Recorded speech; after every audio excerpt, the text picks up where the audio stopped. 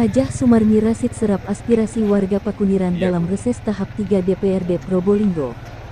Probolinggo, Bratapos.com, Wakil Ketua DPRD Kabupaten Probolinggo, Hajah Sumarmi Rasid, SE dari fraksi Nasdem Daerah Pemilihan Dapil Paiton, Pakuniran, dan Kota Anyar, menggelar reses tahap 3 masa sidang 3 tahun anggaran 2025 pada Rabu tanggal 16 Juli tahun 2025 di Dusun Kerajaan, Desa Bucor Kulon, Kecamatan Pakuniran. Acara tersebut turut dihadiri Haji Abdul Rasid Ketua Bapilu Partai Nasdem, pengurus DPC Partai Nasdem dari wilayah Pakuniran, Paiton, dan Kota Anyar, serta tokoh masyarakat setempat. Dalam sambutannya, Hajah Sumarmi menyampaikan bahwa seluruh pimpinan dan anggota DPRD Kabupaten Probolinggo, yang berjumlah 50 orang dari 7 dapil dan 6 fraksi, wajib melaksanakan reses sejak 14 hingga tanggal 19 Juli tahun 2025. Agenda ini dimanfaatkan secara maksimal karena tidak ada kegiatan paripurna di kantor DPRD pada periode tersebut. Reses merupakan sarana menampung aspirasi masyarakat untuk kemudian diperjuangkan dalam kebijakan pemerintah.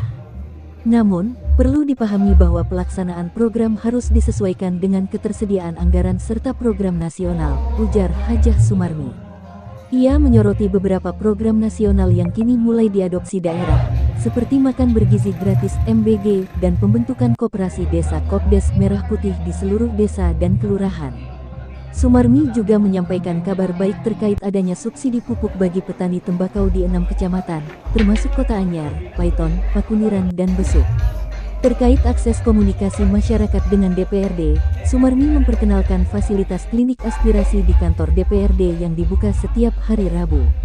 Warga dapat mengajukan keluhan atau masukan langsung sesuai bidang yang relevan, mulai dari Komisi I hingga 4. Lebih lanjut, ia juga menyinggung permasalahan infrastruktur jalan yang rusak parah di jalur timur hingga barat Probolinggo, termasuk akses dari gudang garam ke arah selatan.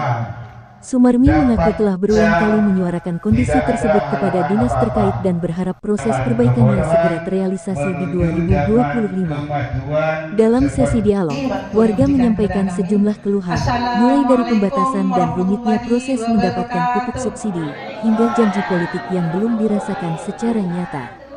Seorang warga dari Desa Pakuniran mempertanyakan manfaat dari pergantian kepemimpinan daerah yang belum dirasakan secara langsung. Ia membandingkan kinerja Bupati Probolinggo dengan kepala daerah lain di Jawa Barat yang dianggap lebih responsif. Kami belum merasakan enaknya memiliki bupati baru. Kalau boleh disampaikan ke media, tolong ini jadi catatan. Kami hanya ingin bukti nyata, bukan janji, ujar warga tersebut. Dedi, warga Desa Gondosuli, juga menyampaikan kritik tajam. Ia menyoroti harga jual tembakau yang tidak berpihak kepada petani serta penerangan jalan yang terbengkalai setelah dipasang.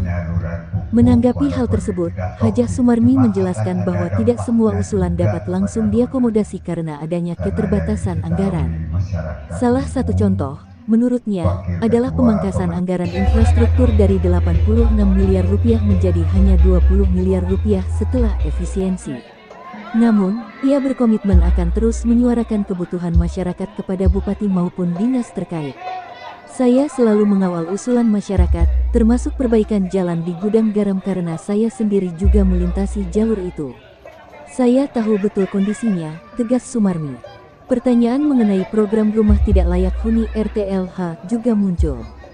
Hajah Sumarmi menyatakan dukungannya terhadap program tersebut, selama sesuai kriteria dan pengajuannya jelas. Ia menekankan pentingnya membangun komitmen antara warga dan kepala desa.